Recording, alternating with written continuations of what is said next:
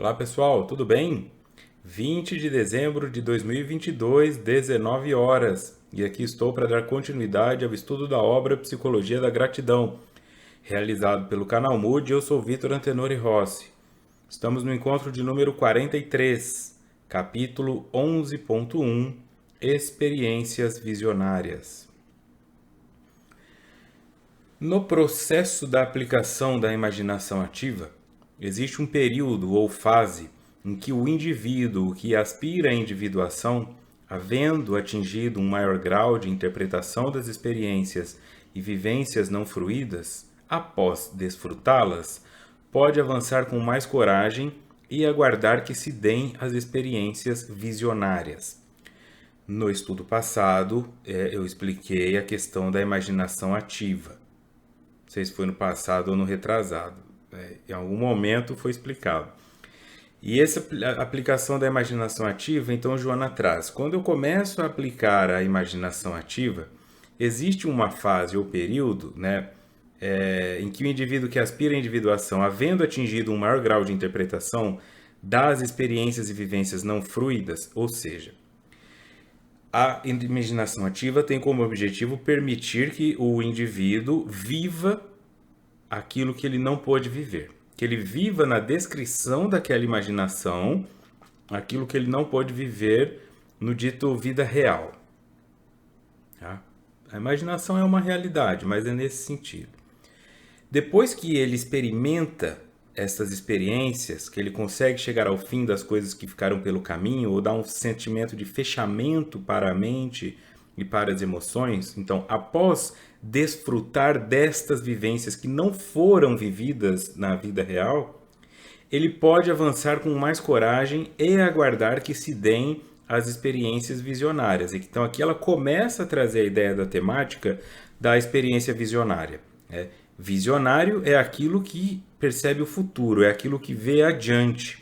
Então, uma experiência visionária, o que Joana vai trazer hoje é nesse sentido. Eu começo fazendo uma imaginação ativa para fechar essas imagens, para fechar essas vivências que não foram fechadas para mim. E depois que eu começo a ter esse sentimento, isso me dá coragem e abre espaço para que eu comece a ter experiências visionárias.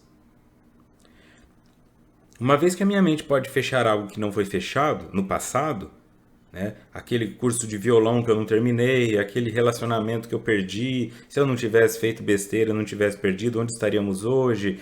Então, por que eu não posso começar a projetar um futuro? Porque a ideia de experiência, quando nós pensamos em imaginação ativa, é a pessoa partindo de agora ou de um passado e indo em direção a um fechamento. A experiência visionária é quando a pessoa já enxerga o futuro.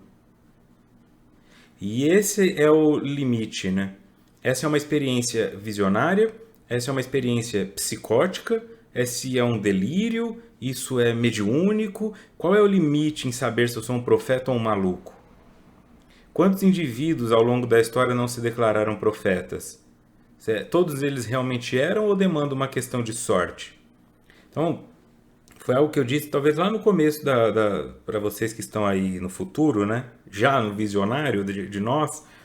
Esse estudo acontecendo dia 20 de dezembro, é o final da Copa do Mundo de 2022, e eu tinha trazido essa informação de que muitos ditos profetas, médiums e sensitivos cravaram quem seriam os países campeões.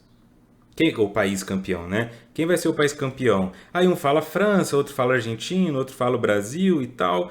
Mas quantos acertaram de verdade que foi a Argentina? Então, aquele que acertou que foi a Argentina, ele entra no rol dos olha só, ele acertou. Mas pode ter sido sorte, porque todo mundo vai falar meio óbvio e esse cara joga Argentina. Poderia ter sido Marrocos e poderia ter sido Croácia. Quanto mais difícil a chance de alguma coisa acontecer e alguém joga ela, isso não é diferente de alguém que aposta sabendo, eu tenho muito mais chance de perder, só que se eu ganhar, eu ganho 18 vezes o que eu apostei e não 2. Então, será que ao longo da história não existiram situações em que várias pessoas deram uma opinião e aquele falou, eu vou dar essa aqui, e acertou, e aí nós chamamos esse indivíduo de profeta hoje, quando na verdade ele era um charlatão e só deu sorte? Aí agora essas pessoas que acertaram o país campeão da Copa do Mundo, elas vão ficar por meses usufruindo desse benefício e as pessoas vão falando: e meu casamento vai durar? Eu vou conseguir engravidar ou eu não vou? Eu vou ter emprego no futuro? E aí o que ela falar a pessoa vai tomar como verdade.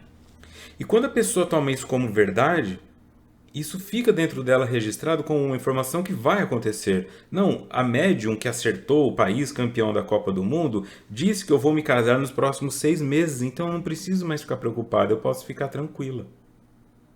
A pessoa relaxando, ela muda a vibração dela.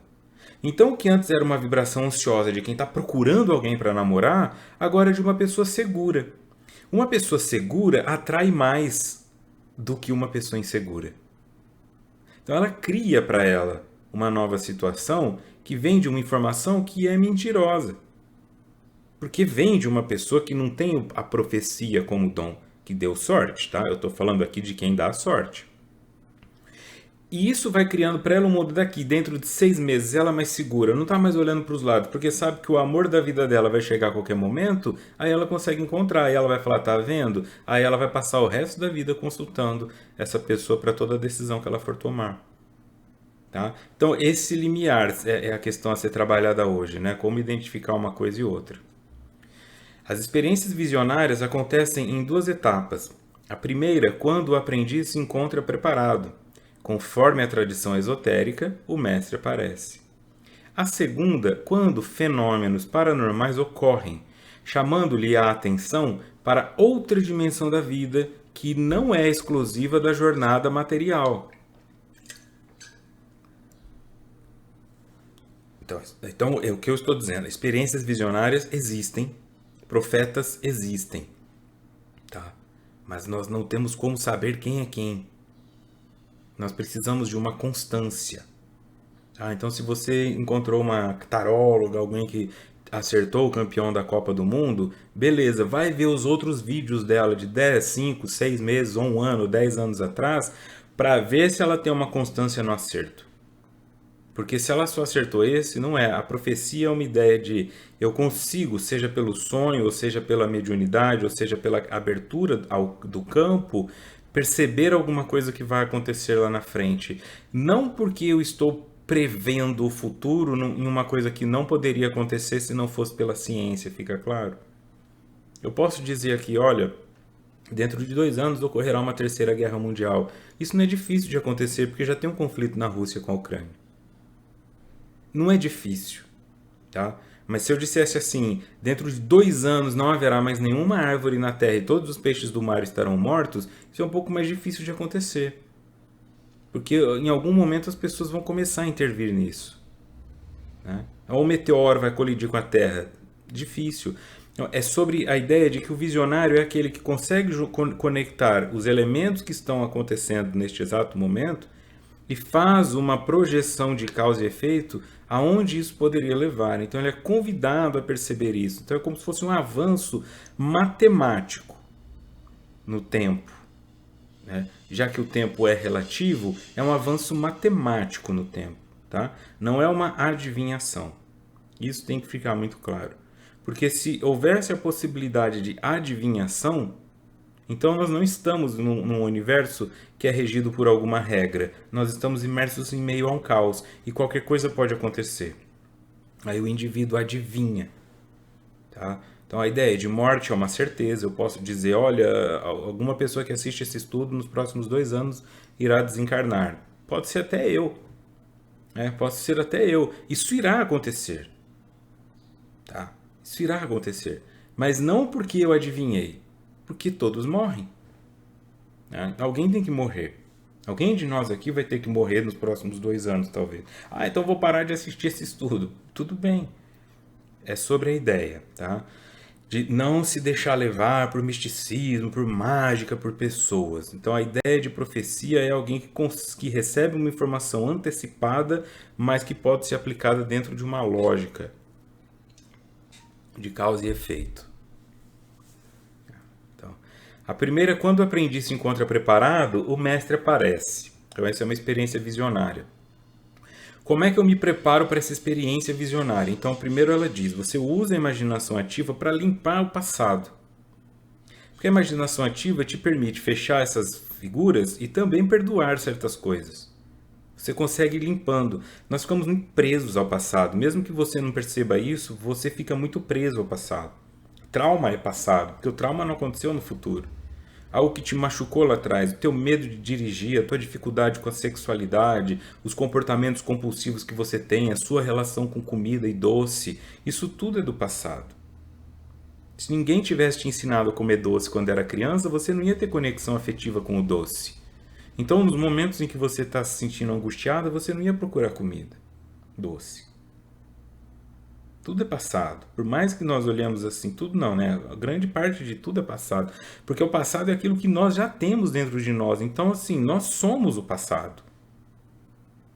Conseguir me libertar disso para ser o presente já é um grande avanço. Então, quando eu estou preparado, ou seja, quando eu estou no aqui e agora, quando eu estou vivenciando o presente, aí eu estou pronto. E estando pronto, o mestre aparece.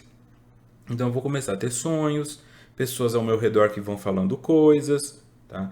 Eu já disse em um estudo, não lembro qual, em 2000 e sei lá quando, né? Faz as contas você aí, eu tô com 20 anos atrás. Tá? Então em 2002 eu estava com 18 anos. E quando eu tinha 18 anos, eu li a Bíblia de ponta a ponta, da Gênesis ao Apocalipse, que eu era da Igreja Adventista da Promessa, eu entrei lá para ver como era, gostei, me interessei pela Bíblia e li a Bíblia inteira. E eu consegui entender tudo, né? A parte mais difícil foi o livro de números, porque é só números, né? Então não tem nada de interessante ali, mas eu não conseguiria pular aquilo. Quando eu cheguei no Apocalipse, como o Apocalipse é um livro muito figurativo, muito simbólico, não tem uma coisa real ali, tá? São figuras. Foi muito difícil para eu compreender. E eu não lembro qual parte que era, mas eu fiquei preso em algum capítulo. Vamos supor que fosse o capítulo 12, eu não lembro agora. Eu não entendi o capítulo 12 e eu ficava perguntando, cadê o capítulo 12? Como é que eu vou entender o capítulo 12? E na cidade onde eu morava, em Fernandópolis, o evento do ano era uma festa de peão. Que tinha shows grandiosos, dos grandes artistas, não só de sertanejo e tal. Então, era o evento que reunia ali na cidade. Eu lembro que teve um show, não lembro quem foi, tá? E saindo do show, subindo a escada ali, né, da arena, tinha um catador de latinha. Todo sujo, catador de latinha estereotipado.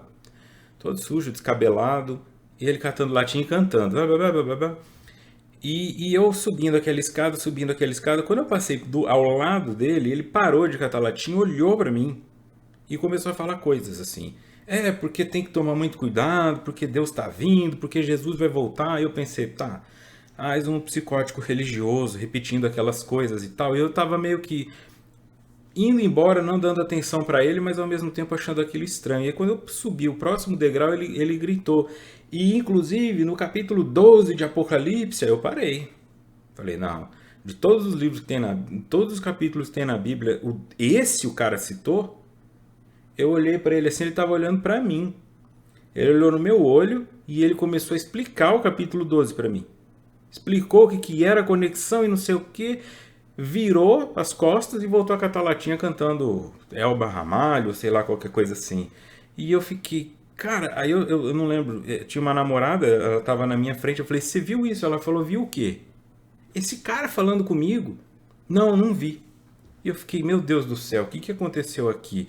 Mas eu recebi essa informação. Então isso é uma experiência visionária, porque é um indivíduo de onde você não imagina que vai vir, e ele é usado naquele momento por um conhecimento que ele traz, por uma mediunidade que ele traz, porque mediunidade não é privilégio de rico, nem de estudado, nem de nada. O catador de latinha pode ter e o neurocirurgião do Albert Einstein não.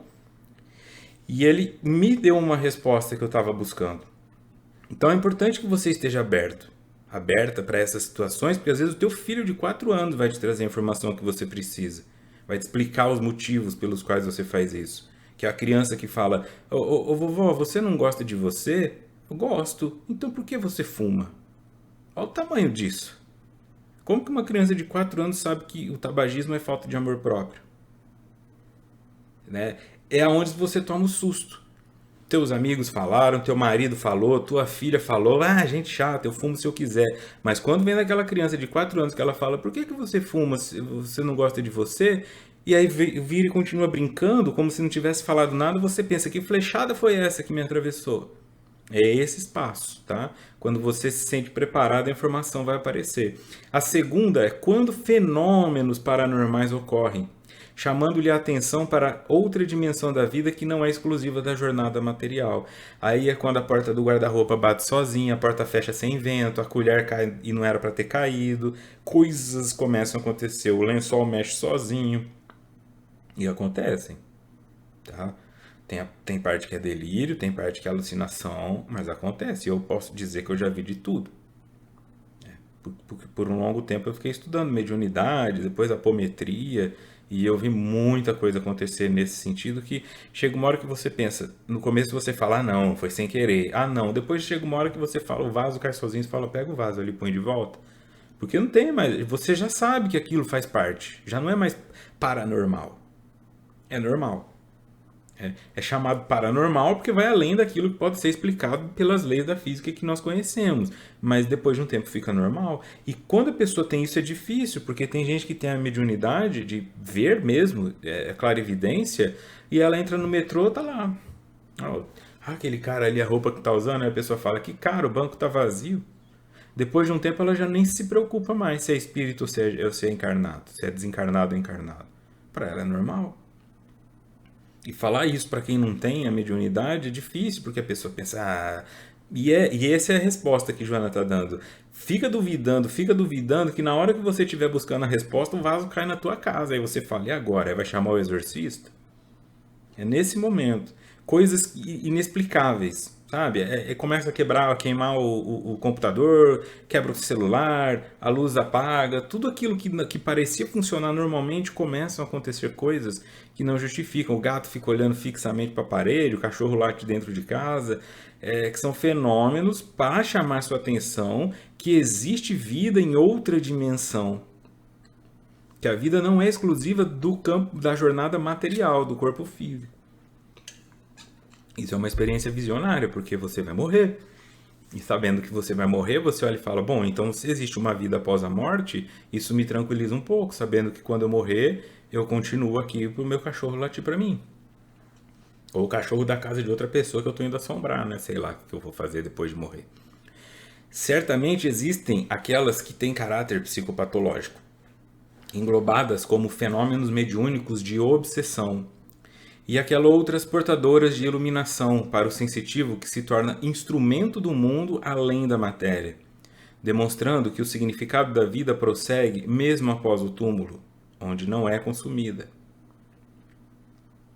Então, a Joana diz, existem experiências que são mediúnicas e existem aquelas que são psicopatológicas, englobadas como fenômenos mediúnicos de obsessão.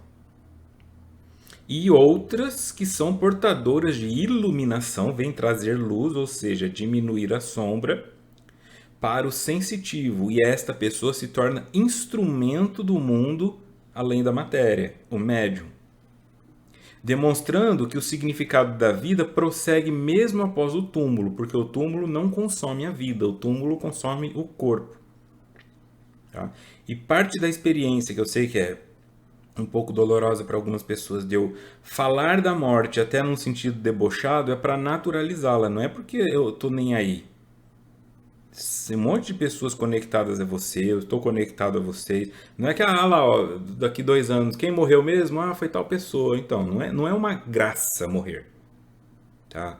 Para as pessoas que ficam é uma desgraça, né? Porque tira a graça. Então você fica, poxa, eu gostava da pessoa, ela era bem humorada, o cara que fazia os estudos para mim, que me explicava a Joana de Ângeles, morreu. Aí vai aparecer outro, mas não fui com a cara dele, essa mulher também não gostei muito, tô com saudade do Victor. Mas aí o Victor morreu. O espírito continua. Mas eu não tenho como fazer canal no YouTube desencarnado. Então por isso que eu vou tentando aqui, ó, fazer o máximo que eu posso. Porque eu sei que a morte vai vir. E se eu fico com medo dela, ou se eu fico atraindo ela, não muda em nada. Porque se nós pudéssemos atrair a morte só pela nossa vontade, todo depressivo morria. O depressivo chega a um ponto, o crônico, né, o agudo, ele chega num ponto que ele deseja a morte. Quantas pessoas, quando estão numa crise, não pensaram, Deus, eu não pedi para nascer, eu não pedi para ser criado, por que eu não morro? E elas desejam a morte com todas as forças e não conseguem. E do mesmo jeito tem aquele que deseja a vida com todas as forças no leito de hospital e morre. Então, não tendo poder sobre isso, a não ser que eu pule de uma ponte, eu não preciso ficar preocupado. Eu não posso deixar isso se tornar um fantasma que nunca vai embora da minha casa. Então, a ideia que eu falo aqui não é para desmerecer a dor que você sente do familiar que você perdeu. É porque ela é natural. E eu vou ter que tratar dela do mesmo jeito que eu trato de todas as coisas aqui. Com respeito, mas não com uma seriedade patológica. É simplesmente uma ideia. Eu sinto muito pela dor das pessoas que ficam, sinto muito pela dor das pessoas que vão, porque elas também se desconectam, mas não sou eu que estou causando a morte nem desejando ela. Ela apenas é uma lei natural. Ela é apenas uma expressão de estar vivo. E a partir do momento que estamos vivos, estamos disponíveis para morrermos, seja de velhice aos 120 anos ou aos 5 afogados na piscina, é parte da experiência humana. É triste, né, ficar aqui enquanto o outro se vai. É triste ficar preso a um corpo sofrendo até sair dele, mas ainda é a experiência humana e não dá para fingir que ela não está aí. Tá? Então, se existem experiências de caráter psicopatológico, aí sim, de esquizofrenia, de delírio, de alucinação ou por conta de abuso de substâncias, né? Tem aquelas também que são englobadas como fenômenos mediúnicos de obsessão. Você não está tendo uma experiência visionária. E aqui é perigoso, porque quando a pessoa fala de obsessão, muita gente pensa, o espírito vai entrar em mim e vai fazer imitar um macaco. Eu vou sair imitando uma galinha. Eu vou cometer suicídio. Isso seria fácil, porque é imediatamente identificável. A obsessão dita aqui é também aquela que faz o indivíduo acreditar que ele é um profeta. Olha só, recebi uma psicografia aqui do Tutankhamon. Espera o Divaldo desencarnar para você ver o tanto de gente recebendo psicografia de Joana de Ângeles que vai aparecer. Ó, não, porque uma visitinha do Chico Xavier aqui, ó, escreveu um Bezerra de Menezes. Olha, o próprio Divaldo. Daqui a pouco vai ter gente psicografando Divaldo, o Emmanuel. Os caras já estão lá com 15 anos de idade, capinando roça lá no sertão da Paraíba e os caras estão psicografando eles aqui. Não tem como saber. Então é esse o espaço que eu estou falando. Ele te convence que é ele. Porque eu posso ler aqui Joana de Ângeles, eu consigo ler Joana de Ângeles, pelo menos eu acho que eu consigo. Consigo interpretar a maioria das coisas que ela escreve. Então se eu morro hoje, eu posso voltar me passando por Joana de Ângeles. Porque eu sei citá-la. Essa é a ideia do diabo bíblico. O diabo conhece a Bíblia. É isso que os evangélicos falam, os protestantes, né?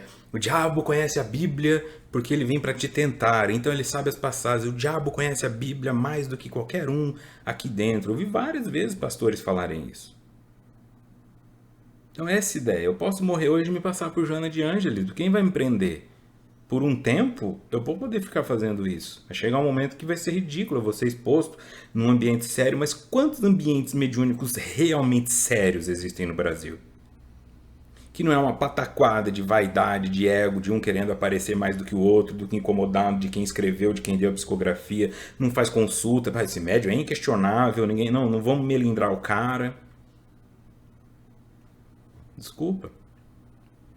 Então, a ideia aqui é cuidado. Cuidado quando você sentir que está recebendo, né, a informação do Elvis Presley, que é você que foi o escolhido para trazer uma informação que vai modificar o mundo, de Santo Agostinho. Cuidado. Né? Vai vir o Agostinho Carrara da grande família, como estelionatário, debochando de você. Então, não queira esse papel. Não queira esse papel. Construa a sua própria identidade. Eu repito isso tanto. Não se preocupe em psicografar Joana de Ângeles. Divaldo já fez isso. Ah, mas o meu chama João Márcio, ninguém conhece. Começa assim, a Joana de Ângeles ninguém conhecia também. Quem sabe daqui 30, 40 anos o espírito que escreve através de você não se torna respeitado. Então já tem um monte de abutre esperando o Divaldo partir para falarem que são os novos caminhos de Joana de Ângeles. Ah, isso é ser visionário. Tá? Eu posto R$5 aqui. R$5 aqui. Divaldo desencarnou, nos próximos 3 anos do desencarne dele vai aparecer pelo menos um falando que agora é ele que vai escrever Joana de Ângeles. Aí vocês me cobram R$ 5 aqui. Isso é ser visionário? Isso é ser profeta? Não, né? Isso é matemático. O ego humano não permite que um espírito tão valioso como Joana de Ângeles, que produz inclusive tanto dinheiro com tanto de livro que vende, vai ficar aí solto sem ninguém querendo tomar posse. Tá bom? O sensitivo se torna instrumento do mundo além da matéria. Então, olha, instrumento. Os espíritos te utilizam como instrumento. Você é a caneta para escrever, você é o lápis para escrever, você é o microfone para falar. Você não é o cara. Você é um instrumento deles. Pare de achar que é um Faber-Castell. Você é um Labra. Quebra só de pôr um pouco mais de força, se tomar cuidado.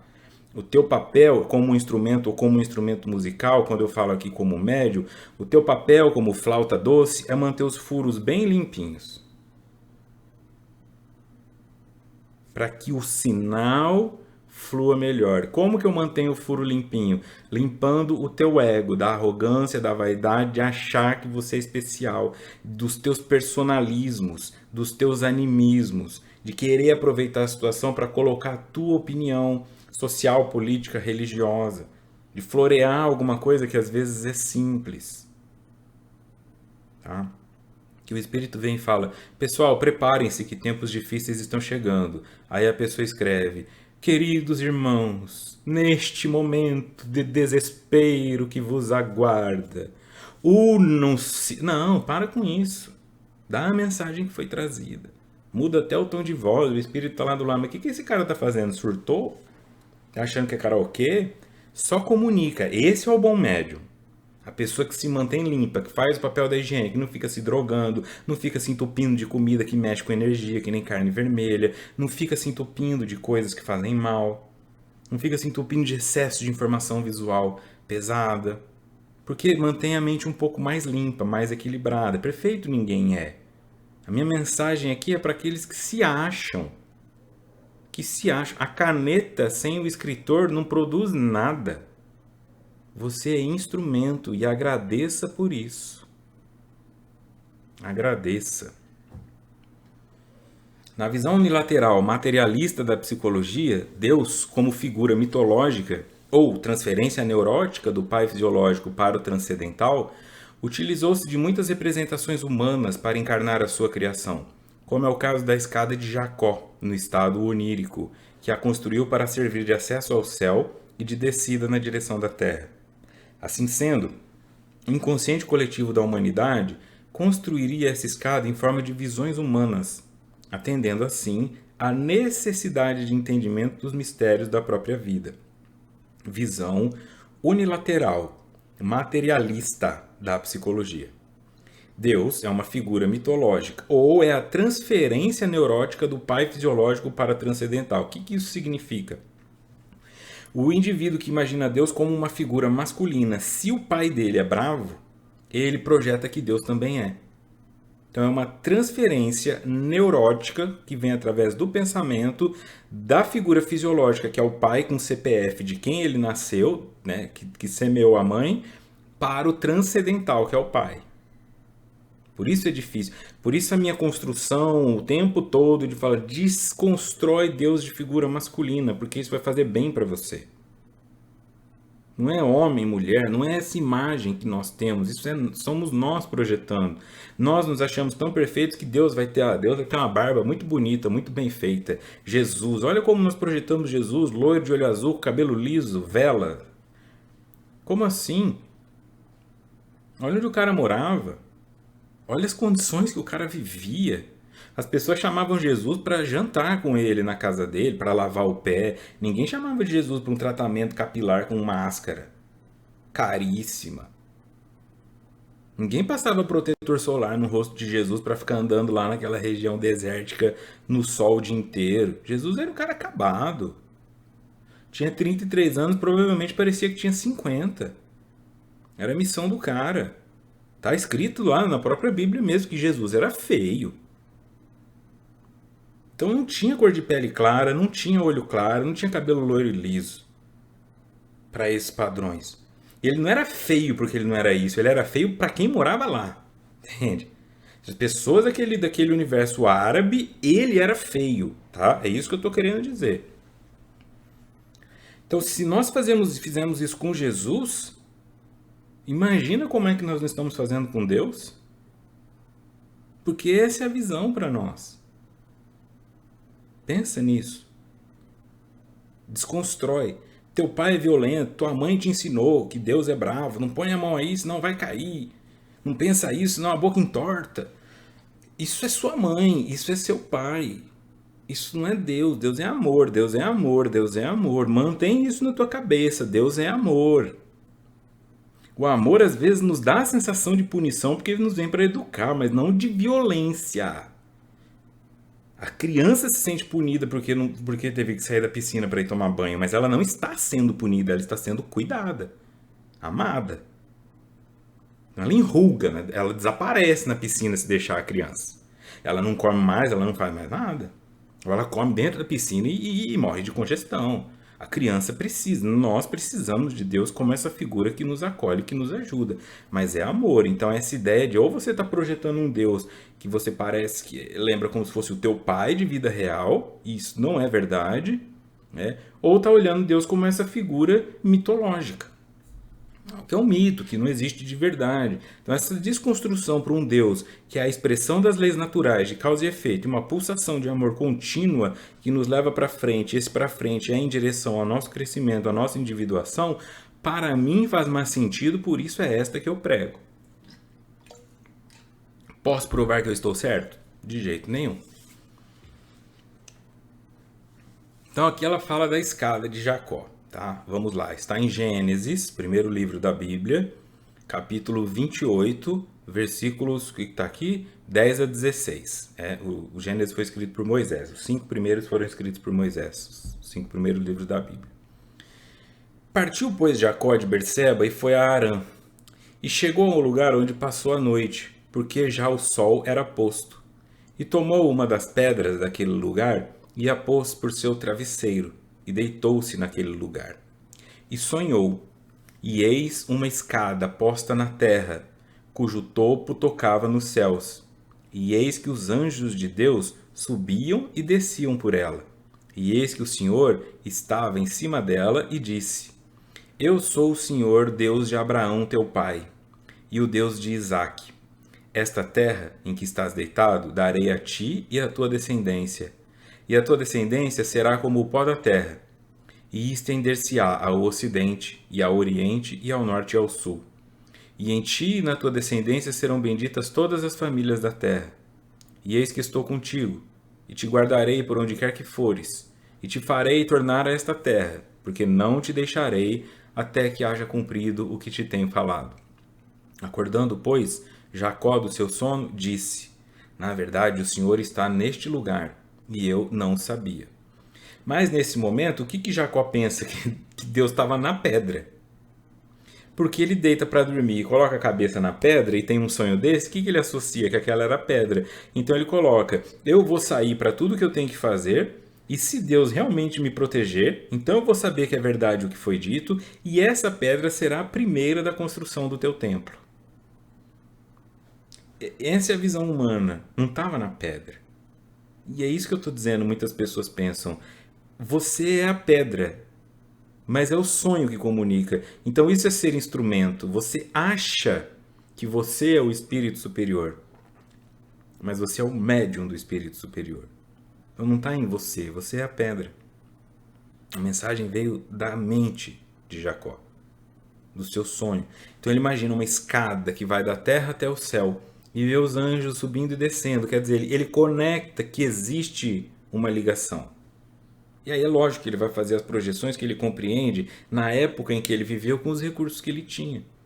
E ele acredita nisso e vai em direção a isso.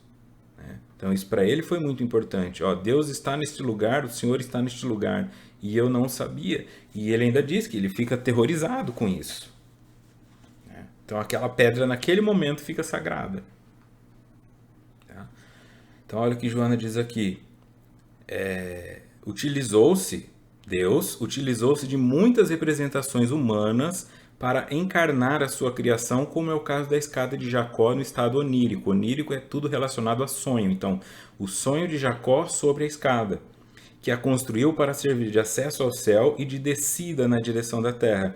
Assim sendo, o inconsciente coletivo da humanidade construiria essa escada, ou seja, vivência após vivência, pessoa após pessoa, ensinamentos que funcionaram para a maioria, vão construindo uma escada em direção a Deus, atendendo assim a necessidade de entendimento dos mistérios da própria vida. Então, antes as pessoas idolatravam a pedra, depois elas idolatravam o sol, depois elas idolatraram vários santos, e cada uma ainda está nesse processo. Mas quando você pensa no todo, as pessoas vão cada vez mais indo em direção a um Deus mais amoroso do que punitivo. Porque podia torturar as pessoas na Inquisição Católica. Imagina, as pessoas eram torturadas. Quando você começa a perceber o catolicismo falando, olha, agora nós aceitamos LGBT, padre talvez possa se casar, então você percebe que está soltando um pouco as amarras. Soltando um pouco as amarras. E isso é sinal de que experiência após experiência as pessoas foram percebendo que aquilo não fazia muito sentido. Como que eu vou sair da minha casa e ir para uma igreja com Deus punitivo? Se eu não for, ele me pune. Se eu for, ele me pune também. Se eu faço qualquer coisa errada, eu tenho que confessar. Se eu confesso, eu fico com medo de ter posto para fora. Se eu não confesso, eu explodo por dentro. Então foi criando uma cultura que as pessoas começaram a falar, eu não vou mais. E antes, o que era uma fila de pessoas para se confessar na igreja, virou 1 ou 2 que apareciam lá. Então, eles vão se reformando. Tá? Eu estou falando da Igreja Católica porque ela é que tem a maior predominância aqui no Brasil, principalmente. Esse espaço de começar a perceber que nós estamos construindo, dentro do inconsciente coletivo, informações mais precisas, menos radicais e menos fantasiosas do que seria Deus, e isso nos leva a essa ideia de um amor mais racionalizado, de uma fé raciocinada. Então, esse é o entendimento que Joana faz dessa passagem de Jacó. Sem nenhuma dúvida, ocorrem fenômenos dessa ordem que são catalogados como de natureza anímica, por procederem do próprio sensitivo. Outros, no entanto, transcendem a psique e revelam-se procedentes de outra dimensão. São portadoras de uma finalidade significativa que é despertar o ser humano para a sua imortalidade, para os deveres com a própria iluminação, para a aquisição da saúde integral, para a excelsa gratidão pela honra de viver no corpo e poder libertar-se dele, prosseguindo vivo. Olha só, a honra de viver no corpo e poder libertar-se dele. Essa é a ideia de morte, é uma ideia renovada de morte. Então ela diz, é óbvio que no meio disso tudo existem experiências que são catalogadas como anímicas, que assim, não vem de espírito nenhum, não vem de lugar nenhum, é a pessoa falando dela.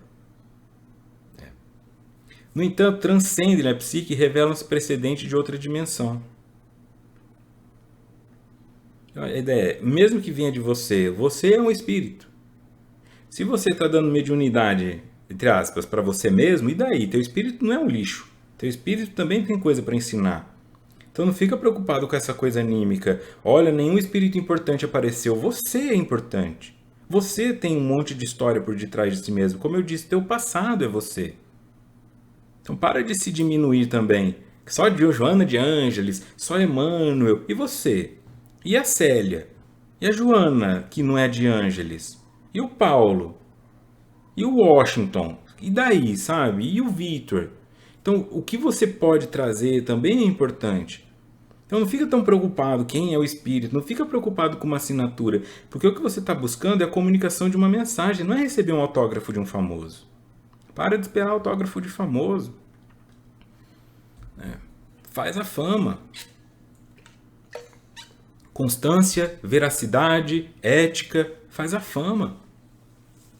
Se a pessoa falar, vou consultar 5 anos atrás para ver se o cara era bom mesmo, eu falo, não, ele é isso mesmo, ele sempre fez esse movimento, até melhorou de lá para cá. Aí você pode começar a confiar. Então faz a fama. Tá? Quais são as finalidades dessas experiências, segundo Joana?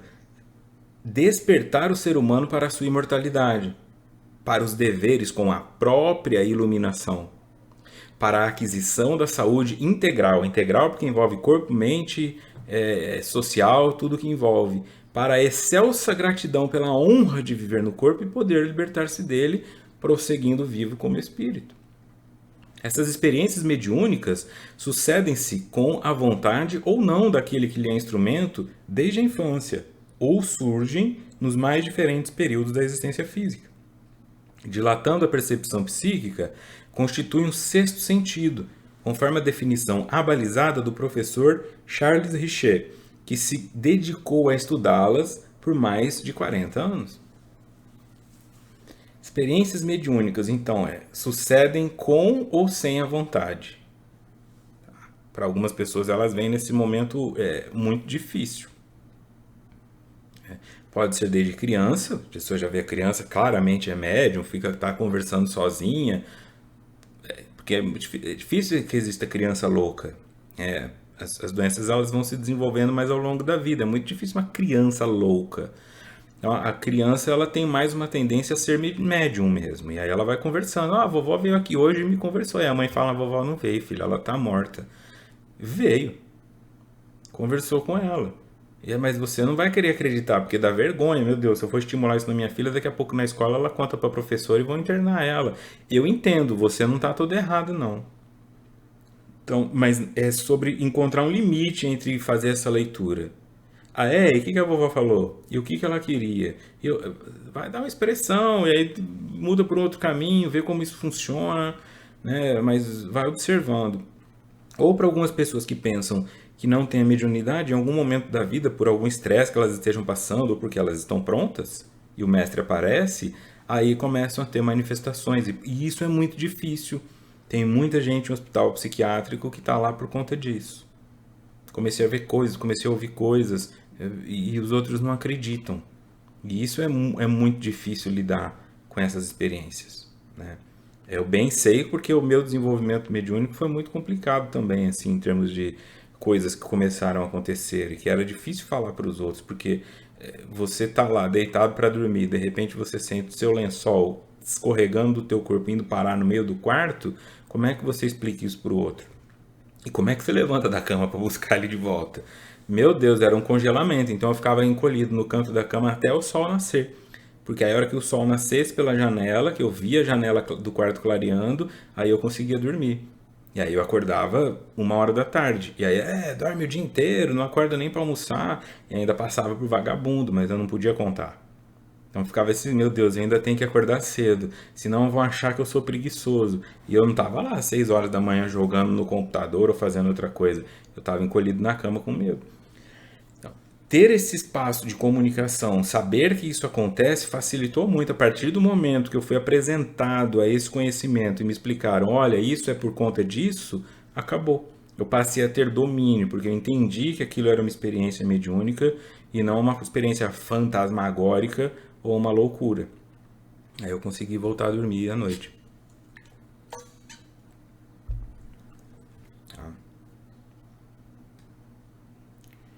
Nota do expositor. Charles Richet. Charles Robert Richet, 1850-1935, foi um médico fisiologista francês. Descobridor da soroterapia e da anafilaxia, uma reação alérgica, foi laureado como Nobel de Fisiologia ou Medicina de 1913. Também interessou-se por fenômenos paranormais, tendo criado a metapsíquica, e por aviação, tendo desenvolvido com Louis Breguet, em 1907, um giroplano.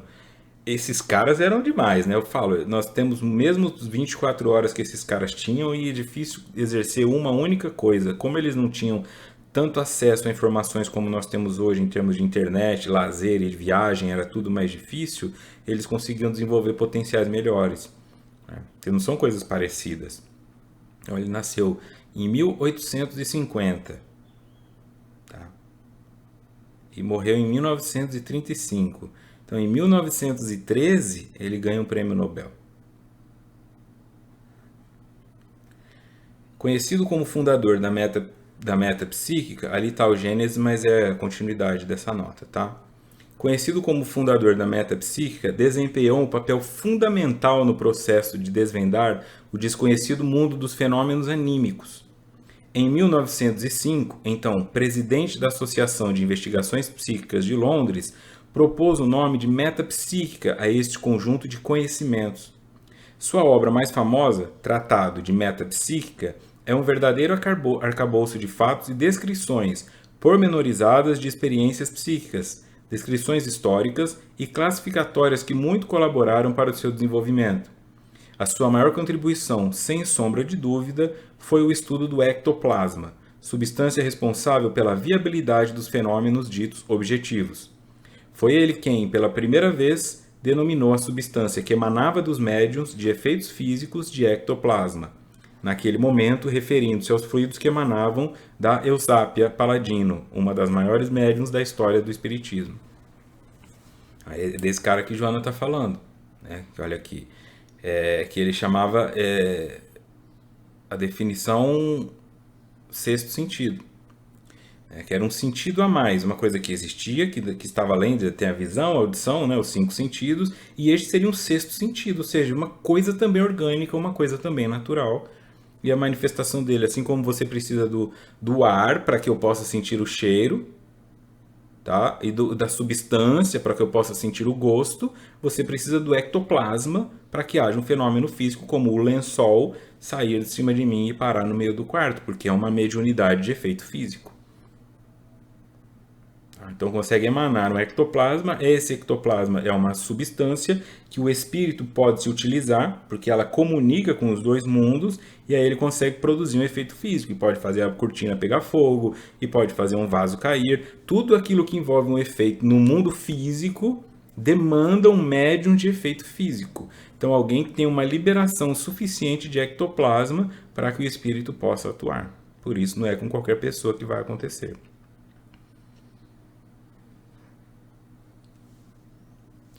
Continuando aí, Joana.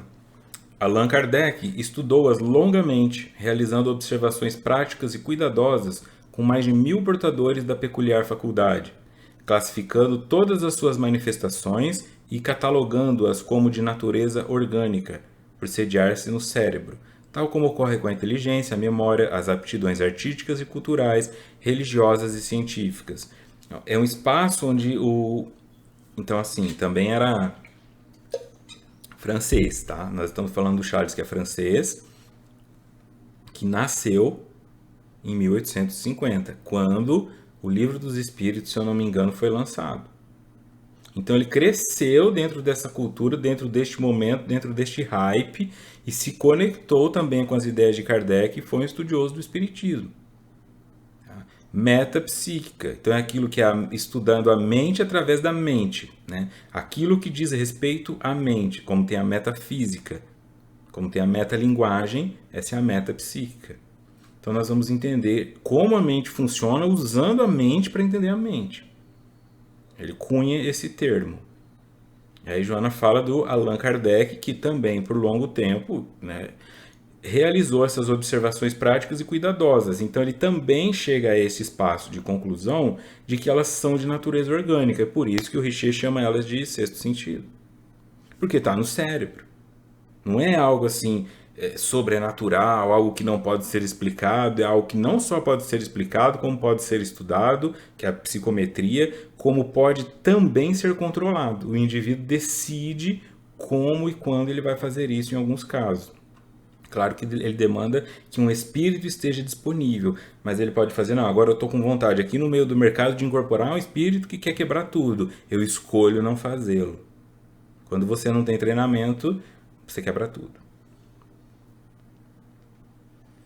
Garimpando todas as informações e observando as manifestações espirituais que ocorriam diante dele, Allan Kardec apresentou o Livro dos Médiuns, que é um tratado incomum sobre a imensa fenomenologia paranormal, partindo da possibilidade de existirem espíritos até às conclusões vigorosas da sua realidade e da sua interferência na vida humana, no comportamento e na saúde, nos relacionamentos afetivos e nas animosidades, nos fenômenos da natureza, nos intrincados enigmas da psicometria, do profetismo e das aparições. O Livro dos Médiuns. Então tem o Tratado de Metapsíquica do Richer e tem o Livro dos Médiuns de Allan Kardec. estudando a fenomenologia, o estudo dos fenômenos ditos paranormais. Então, começa partindo, por isso que é um estudo, porque ele começa partindo da possibilidade de existirem espíritos. Existem ou não existem? E aí testa um médium, testa outro médium, escuta uma história, vê uma psicografia, conecta com um médium em outro local. Até as conclusões, o A com crase para quem está só no áudio, tá? Então começa na possibilidade de existir espírito até chegar às conclusões vigorosas da sua realidade e da sua interferência na vida humana. E aí em todos esses tipos de comportamento de saúde, afeto, treta, né, animosidade, fenômenos da natureza, psicometria, profetismo e das aparições. Tudo que até então era assim, eu não sei, esse cara é ou não é, passa a ser estudado. Então, a partir daquele momento, o Allan Kardec, com os seus estudos, traz uma ferramenta. Você é o medião mesmo? Você é o bichão? Senta aqui. Vamos lá. Tem mais 6 médiuns aqui extremamente treinados na mesa. Conta pra eles o que você tá vendo. O cara fala, não tem nada aqui não, cara. Eu não senti nada vindo desse indivíduo. Ele não conseguia. Então, muitos foram desmascarados. Só que, infelizmente, isso demanda um estudo. É difícil ler o livro dos médiuns, é difícil. Difícil porque tem muita informação, né? Uma linguagem mais técnica.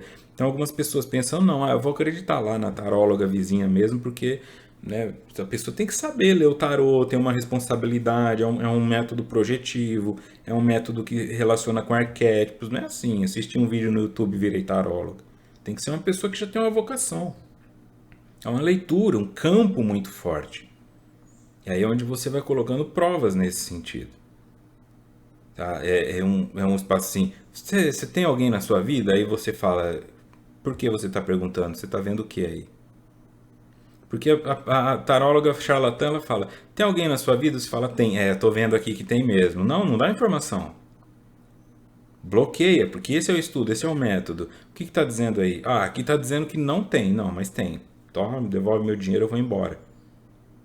Porque é esse o espaço. Ou a pessoa ela pode mesmo enxergar as coisas como elas estão, ou não. Ela não pode ficar vendo assim. Eu entendo que a leitura é subjetiva, ela demanda um contexto. Mas coisas práticas como essa, né? Aqui está dizendo que você está desempregado. Não, faz 6 anos que eu estou na mesma empresa. Levanta e vai embora. Agora a pessoa fala, olha, aqui está dizendo que você está no emprego, mas está com uma instabilidade nesse emprego e que existe uma ameaça. Tem. A empresa vai participar de uma fusão. Aí vai. Tá? Então são essas escolhas que ele propõe. Leituras para que você saiba que essas coisas podem ser mensuradas, medidas. Tem uma métrica. E que quando você aprende, é muito mais difícil te enganar.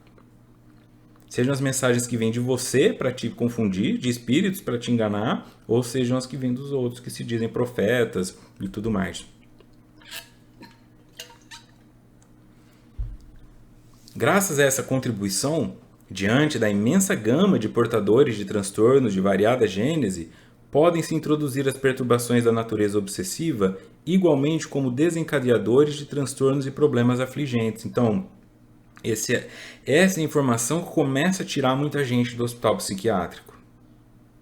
Porque você começa a ter psiquiatras que aceitam o mundo espiritual, enfermeiros que aceitam o mundo espiritual, pais e mães que aceitam o mundo espiritual. Então, antes que internava o filho por qualquer coisa e o filho morria no manicômio, hoje eles começam primeiro a buscar, seja um pastor, um padre, um líder religioso, um espírito, um médium, para chegar ao ponto de internar o indivíduo no hospital psiquiátrico é muito mais difícil hoje do que era 30, 40, 100, 200 anos. Nem 200, né? Porque nem tinha hospital psiquiátrico há 200 anos. Mas tinha esses espaços onde ficavam lá as freiras cuidando dos loucos, né? Nós vamos observando que é uma ferramenta muito poderosa, porque imagina a diferença de você pegar teu filho com 18 anos e interná-lo no hospital psiquiátrico para nunca mais tirar, porque ele não foi trabalhado, então aquilo não vai parar, ou olhar e falar, não, vou levar num médium conhecido e isso se organiza. Então, que bom que eu estava dentro de um lar que tinha uma abertura para isso, porque tanto meu pai quanto minha mãe eram espíritas até então, estudavam espiritismo, né? São até hoje, e me permitiram ser levado No caso, é o Dr. Luiz Carlos Barros Costa. Por isso, quando vocês me veem nas lives com o Dr. Luiz Carlos, eu estou sempre emocionado, porque aquele é o indivíduo que mudou os rumos da minha vida. Então, se eu tivesse pais de outra religião, pais mais conservadores, pais mais ignorantes, que tivessem me colocado no hospital psiquiátrico, eu provavelmente nunca teria saído. Então, qual que é a diferença? Qual que é o limiar aqui? Graças a essa ferramenta produzida por Allan Kardec. Então, esse espaço do canal Mood é um espaço de gratidão. É um espaço de respeito e reconhecimento. Então, eu venho aqui fazer o que eu posso para divulgar essas informações em uma linguagem que pode ser compreendida porque tem PhD e pode ser compreendida por quem não passou da quarta série. Porque eu sei a diferença que esse conhecimento do campo espiritual, que esse conhecimento de uma psicologia mais profunda fez na minha vida. Então eu passo adiante essa mensagem para que faça a diferença na vida de outras pessoas. E isso vai gerando uma bola de neve que eu nunca vou saber aonde realmente termina. E nem quero. Porque eu nem quero que termine. É a avalanche do bem. Desse modo, no quadro das experiências visionárias, podem-se, sem sombra de dúvida, incluir os fenômenos anímicos e mediúnicos como responsáveis por um grande número delas, convidando o ser humano à conquista da individuação. Ainda nesse particular, há lugar para a gratidão aos imortais, porque se preocupam com todos aqueles que ainda se encontram no envoltório material e não se recordam da procedência espiritual, auxiliando-os a preparar-se para o retorno ao grande lar, que é sempre inevitável. Encerra assim, ó. No quadro das experiências visionárias, pode-se incluir os fenômenos anímicos e mediúnicos, como responsáveis por um grande número delas. Então, o anímico é a tua mente tentando te trazer uma informação que vai te ajudar no futuro. E o mediúnico é a tua mediunidade utilizando-se das informações do campo para te mostrarem alguma coisa que vai te ajudar no futuro. Para que você deve evitar ou para que te estimule. Convidando o ser humano à conquista da individuação. Fazer algo em direção a tornar-se uma pessoa liberta, autônoma, individuada do meio, fazendo parte dele, mas sem se deixar levar como gado, como rebanho. Ainda nesse particular, há lugar para a gratidão aos imortais, ou seja, aos espíritos, porque se preocupam com todos aqueles que ainda se encontram no envoltório material. Então não adianta ter médium se não houvesse nenhum espírito. É o que eu falo aqui. Não adianta a prefeitura abrir licitação para catador de lixo se não tiver ninguém querendo emprego. Então não teria Chico Xavier, não teria Divaldo Franco, não teria nenhuma dessas pessoas que já foram citadas nos estudos, se não houvesse pelo menos um espírito que fala assim, eu vou parar o que eu estou fazendo aqui e ajudar aquele pessoal na Terra, e ajudar aquele pessoal que está encarnado em qualquer planeta que seja. Porque eles se preocupam com aqueles que ainda se encontram no envoltório material, que somos nós no corpo físico. E não se recordam da procedência espiritual, porque nós não lembramos de onde viemos. Então é onde vem a tua avó, a tua esposa, mas da vida anterior. Pessoas que te amam. Essa tua esposa agora morre. E aí depois que ela morre, ela continua com você, porque ela fala, eu continuo amando ele, eu quero ajudá-la a passar por isso. E aí naquelas noites em que você fica triste por causa do luto, porque está com saudade dela, você sente o cheiro dela, você lembra de uma memória boa, você tem um sonho com ela te dizendo não desista, porque ela está ali. Ela se preocupa com você. Então Joana fala gratidão pelos espíritos, não, gratidão por Joana de Ângeles, que como espírito está aqui escrevendo esse livro, e gratidão pelo Divaldo, que como médium aceitou escrevê-lo. Gratidão por todos aqueles que de alguma maneira fizeram uma diferença. Gratidão por Moisés e Elias que apareceram lá para Jesus num momento difícil da trajetória dele, para ajudá-lo a entender melhor o caminho. Porque nós nos esquecemos, o véu do esquecimento. Quando nós reencarnamos, nós nos esquecemos da vida anterior. Então, não nos recordamos da procedência espiritual. Então é fácil nos perdermos na matéria, porque a carne é fraca, mas ela expressa a fraqueza do espírito. Quando eu sei que eu não sou um bobão que nasceu ontem, mas que eu sou um espírito imortal que já vem de longas existências e que já ocupei cargos importantes e cargos irrisórios, eu começo a ter um pouco mais de amor próprio. Eu não deixo mais qualquer pessoa passar por cima de mim e eu não passo mais por cima de qualquer pessoa, porque eu penso que até o catador de latinha lá da exposição tem alguma coisa para me ensinar. Então eu falo, eu não sei quem é esse cara. Eu não sei se esse espírito é 1000 vezes maior que eu e está aqui passando uma experiência de pobreza, então eu não vou humilhar ninguém. E isso me permite crescer mais rápido. Eles nos auxiliam a preparar no retorno ao grande lar, que é sempre inevitável, a morte. O retorno ao grande lar é o retorno ao mundo espiritual, porque é inevitável que, estando no corpo físico, venhamos a morrer. Beleza? Próximo encontro, então, dia 22/12, capítulo 11.2, Encontro com o Self. Beleza? Muito obrigado mais uma vez pela participação, pelos comentários que vocês têm deixado. Estamos chegando ao fim. Sei que isso é muito importante para muitas pessoas, mas ainda vamos lá. Ainda temos 2 estudos pela frente, dia 22 e dia 24. Desejo a todos e todas vocês uma ótima semana. Um grande abraço e muita paz.